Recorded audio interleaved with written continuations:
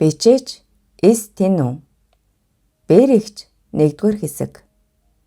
Бүртгэх жүүлгүй цэлмэг тэнгэрт зүүднээс мандах наруу царвчлан хараад санаа алдах бэлгүүн бас л халахна. Хэмээн бовтнаад морой давиран хониндоо дуулаа. Чаг. Тэрээр ихэд ядарч буй нэлтэй. Нар төнхөөс өмнө мод руу орчихъя. Тэнд арай сэрвхэн. Энэ жил 12 дугаар ангид орох бэлгүүн айлын баг хүү. Өсөглөн том биетэй царайлаг ухаалаг нэгэн. Аав нь бас авга ах нь Сум аймгийн алдарт уяачид. Бэлгүүн өөрөж морин дуртай, моринд хайртай хүү. Гэрийнх нь цөм зэргэлдэг сумын овооны наадам руу явж харин бэлгүүн хонь харуулахаар үлджээ. Аав машин авч өгнө гэж амлаагүйсэн болж өдөөд наадмын дэнж дээр тоос манартал давхиж явах байж. Наруудаа үе хялам хийх бэлгүүн гомдолтой өглөн бовтнож морой давиран хоньоо ширүүхэн туусаар модны зах руу орж сая санаа амран сүүдэр бараадлаа. Бэлгүүн машины амлалтаас гадна өөр нэгэн шалтгаан бий. Тэр бол сар гарангийн өмнө авгахтанд хурмилсан бэрэгч. Нийслэл хотоос зүр дулаантай ирсэн ялгууныг анх хараад л өсвөр насны хүү хамаг бие нарзагнан халуун урсгал бүх биеэр нь тархжээ. Хайртай авгахынхаа эхнэрийг шохорхож буйдаа санаа зовнин хэн нэгэн мэдчихвэ гэсэн янзтай харц буруулавч нэг мэдгтэл сэм харчихсан байдаг боллоо. Хөөе бэлгүүнэ, их чинь морь унж суръя л да. Ах чинь дургуцээд байна. Бэлгүүнэ, анинд толгоор ус хийгээд өгөөч. Их чинь гулын шижглээ. Орж ид. Гээгчлэн тунжиг дотн хандах ялгуун игч цаанаа нэг л донжтой. Ах нь явлаа шүү. Хонь малаа сайн хараарай. Игчтэй туслаад байж бай. Морьтой ачин хөдлөхийн өмнө авга ах нь ингэж хэлсэн. Хоньд сайхан тогтжээ. Чөдөртэй моринж толгойхон ус хадална. Тэрээр ийш тийшээ хэсэг дурандаад өтгөн сагалгар модны доогуур орон тухлан суугаад утсаа гаргалаа. Төд удалгүй эр им хүмүүсийн айглан хадаж эротик киноны зураглалд автсан бэлгүүн нүдэнд ялгуун ихчил харагдаж чихэнд нь ялгуун ихчил сонсогдно. Бэлгүүн их хөвчлэн гадаа унтдаг. Нэг шөнө авгахынх нь гэрээс содон аваа сонсогдож эхлэмэгц харанхуйг бараад нь дөхөж чагнасан. Хэмээн гин шиг ялгуун ихчин уйхон хоолой.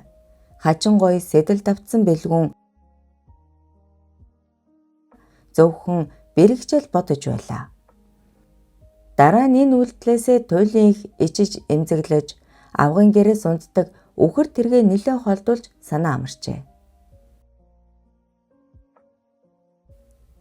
Ялгууны гойл их тэгш би урчулан хөл цэвэрхэн царай нүдэнд нь тодорч тэр шөнө хэмээн гиншиж байсан сонсогдож дур ханаж тайвширсан хоноо бэлгүүн ихэд эмзгэлдэг.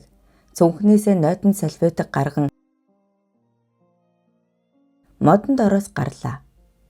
Гэтэл баруун хөдөл даван баахан хонь ямаа гарч ирж харагдав. Үгүй эн чин хэний хонив? Яагаад энд? Дурангаа шүүрэн шагаавал саахалтын санг аваргын малчин Сэндмаа байв. Өөрөөс нь нэг эгч годгор туранхаа охин. Сайн уу бэлгүүн? Чи хонь харуулдаг болоо юу? Тийм. Болохгүй гэж үү? Үгүй л дээ. Чамайг энд байна гэж бодсонгүй. Халуунаас төвөгш өгöd л. Би ч бас. Хоньд нийлвэл балран шүү. Харин тийм ээ. Би жаахан тийш нь туухаас. Сэндмаа. Чи хондоо түр харж байх уу? Би харж гадрээ. Тэгэлтэй. Харин шавгар өгөөрэй. За. Юу авах юм? Ирэхэр ч нийлээ. Тохирлоо. Мориндоо сэвхэдэл мордон дөрөөн дээрээ босон давхиулж чадсан бэлгүүнийг санаа алдан харсаар үлдсэн Сэндмаа хоньоо эргүүлэхээр өндийжээ. Нийслэл хотын унган охин ялгуун хөдөөний хөрслөг бор ирийг даган явахдаа хайранд болоогүй. Экс найз залуудаа хууртаж өгтлөө гомдон амиа хорлохтой хурж гуниж гутрах үед нь амар мэд таарсан. Энгийн эгэл даруй атлаа үйл хөдлөл нь нүдэн дэлхэн энэ залуу төлшиг болно гэж итгэсэн. Хахь өөр орчинд ирсэн ч халуун дулаан уур амьсгал угтсан. Гэвч амар минь гэртээ огт тогтохгүй нь гомдмоор. Согтуу хөлжүү залуус эргэлдэн ирээ зэргүй ширтгэхэд хардна, харамлна, хамгаална гэж юр байхгүй нь хачирхалтай. Хэдэн мориныхоо төлөө төрсөн мэт амиа өгөхөөс наагур ажиллах бөгөөд үр хүүхдтэй болох тухай боддог ч юм уу бөө мэд. Ганцхан сар амьдрахтаа амар мэндийг энд тэнд учир ургуулдаг тухай бишгүй л хов жив сонсов. Гэвч салаад явах зүрх байсангүй. Саллаа гэдч эннээс илүү амьдрал олдохгүй. Гэхдээ хадамдуу бэлгүн түүнийг арай өөр нүдээр хараад байгааг анзаарсан. Өндөр царайлаг эрэмгийн шазран хүүгийн авир зан арай л өөр. Заримдаа хачин сонин хүсэл төрж амар мэндийн өвчүүн дор гиншигтээ бэлгүүнийг бодох үе дур хүслэн сад асгардаг. Гэртээ ганцаараа үлдэн гіврт суухдаа юу эсийг бодох үлээ дээ. Үдийн нарагц дээр голлон хайр найргүй шарах үеэр цамцаа тайлан үсээ угаад суудал мотоциклийн дуу хазаар хэн нэгэн хүн ороод ирэв. Хүүдий, цамц хаана байна? Аммултас цамцаа өмсөж амжив. Хараажаар согтууны илт хардсан тогтож ядсан бүдүүн баргалээр үүдээр орж ирмэгцэл хуйл тачаал лассан нүдээр цоо ширтэн сайхан зусаж байна уу? Танаахан хажав хэмээн бовтонсаар дээш өгслөө. Та цаав. Энгэрлүүн гөлрөх сайхэр аягтай цайгаа асган алдан аваад ийм сайхан хүүхэн ингээд зэвэрт суух гэж цаад амраач нүдээд. За, манд ямар хамаа. Эремийн хооронд ээлжиг бууж ороолоо гэдэг дээ. Алив дүүхүү, уух юм байна уу? Гаргаад ир. Нэрмэл болох уу? Баасаа эдсэн баячууд. Авдраа ухал да. Ялгуун айж эхлэв. Харцсан нэг л хүйтэн урд нь хид эрэхтэй арай юм байгаагүйсэн. Энэ таашил архил байна. Окей, за суучих. Тулгана аахөө. Би уудгумаа. Хэц, хотын та нар уухгүй байна гэж байх уу? За, буй нараа л бол. Таашил архийг хоёрхан аяглаад хөнтөрж орхисон баруугаар саглаа шудран арчаад энэ Баянбатын хүүхдүүд яасан гэж миний аавын хурдан хул азаргыг хөлөгтөж аваад хурдтай болж хөрөнгөцсөн юм шүү дээ. Би яаж мэдвэ? Бас миний дүү хуурсан. Би хариуг нь авнаа. Аха, тас огцчгож. Хэц. Баруугаар нүдэж атаалга үндээс нь угсгийн ялгууныг дараад авлаа. Хөөшөө та ч болооч. Зүгээр. Ах нь ганцхан л. Амнаас нь арх тамхины ихүү үнэр хангалан дотор муухааруулж золдол огчсангүй. Нэмгэн хувцастай байсныг ч хэлэхүү. Дотоожигийн шувт татаад өмднийхөө тэлээтэй зуралдах үед аммултас мултран гэрээс зүхтан гарч чадлаа. Морин төвөргөөн тажигнасаар ойртох нь бэлгүн. Бэлгүнээ туслаарай. Баруугаар араас нь гүйцэн ирээд тэврэх агшинд тэнцэн ташууг толгойд нь тас бун тэрийг хатан унчхав. Ялгуун хчээ. Юу болов? Энэ таны гомдоо юу? Өндөр хангахар хүүгээс өмгөөлөлөрн энгэрт наалдахдаа баргуураар сандамд босон зогтхыг харж саяныг тайвширчээ. Тэр жил 9 дугаар анги төгссөн бэлгүн аймгийн сургуульд орохоор боллоо. Айлын баг хүү маш их. Аав ээж нь нүдний цөцгийн мэт хайрладаг. Шууд л том ихчийн мэдэлд шилжүүлэхээр шийдэхэд тас зөрсөөр нэг өрөө байр ахуулан ганцаар амьдрах боллоо. Дээрээ хоёр ихчтэй айлын ганц хүү болоод ч тэрөө хинч юу ч эсгэлнэ. Хамгийн дот нь баг авга амар минт нэг удаа ирээд одоо чамд эхнэр авахлдууд байна. Таалагцаа охин би юу? Ах нь богтлоод ирээ. Гэснээ пар инээ. Одоохондоо чамд насаар их жоохон хэрэгтэй. Үгүй яах вэ? Таалагдахгүй бол сольж орхино үз.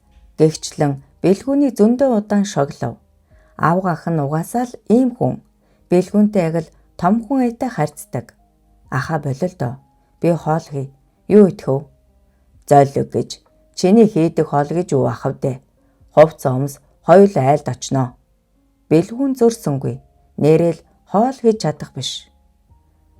Авгын утсан айлд эгч дүүс бололтой 2 бүсгүйн угтаж арын шүлс асгарам сайхан хоол хийж архиар дайлав. Зойлог минь юун дамайг л ав. Ээжийнхэн нэрсэн нэрмлийг байн хулгаалж уудгийг чинь мэднэ шүү. Оо. Багаар амссаар нэг мэтгэд тасарчхаж. Аман цангасан амтэн шүн дунд сэрээд цай ч юм уу ус олж уух санаатай тэмтэрч яваад бүдэрч унан бөөн шуугаан дэгдлээ. Гэрэл мисгэд ласан дуу хүүхэн босож ирээд зорилгыг нь мэдсэн аятай час хүйтэн ундаа өгөв. Ах ажав. Гарсан. Ёо, би бөөлчихнэ. Ийшээ угаалган ороор. Почки тэрэн эзэн уснаа нэг мусан гаргаж орхив. Залуул. Ууж үзээг юм уу? Үзсэн л дээ. Сурааг л энэ да. Дотор онгойж ухаан саруулсах үед эгч бүнд бүсгүй зөөлөн гар нүцгэн шилб мэдрэгдэн эргэтэн нь чадаатал босчхов. Хевтгүү. Говьсаар орлуугаа дөгтөл өнөөх бүсгүй цамцаа тайлж шидчгээд оронд нь төрүүлээд орчхов. Би зэрэгцээ тавьтээ. За. Чи үзээг юм уу? Алив. Гал халуухан тэр шүн замд нь насаа үдсэн бэлгүн эгчмэд бүсгүй хөстөг болж үеийн огттгоо огт ойртолгүй явсаар өдийг хүрчээ. 1-р хэсэг төгсөв. Сайн мань уу сонсогчдоо. За энэхүү зохиолыг маань бүрийн хэрэн сонсох хүмүүс маань надтай чатаар холбогдоод мэдээлэл аваарай. За тэгээ энэ зохиолоос гадна дахиад 3 өөр зохиол нэмж тэр маань бүлэгт маань нэмж байшин гэсэн үг. Урд нь оны өмнө нэг бүлэм нэгдсэн байдаг. Тэр нь болохоор 3 зохиол багтсан байгаа. Энэ болохоор 4 зохиол багтсан 2 дахь бүлгэн маань ингээд нэгдчихэна. Бүгдээ аягүй гоё төвчээртэй байдаг шүү. Маш их баярлалаа. Өдрөөс өнгөрүүлсгээрэй.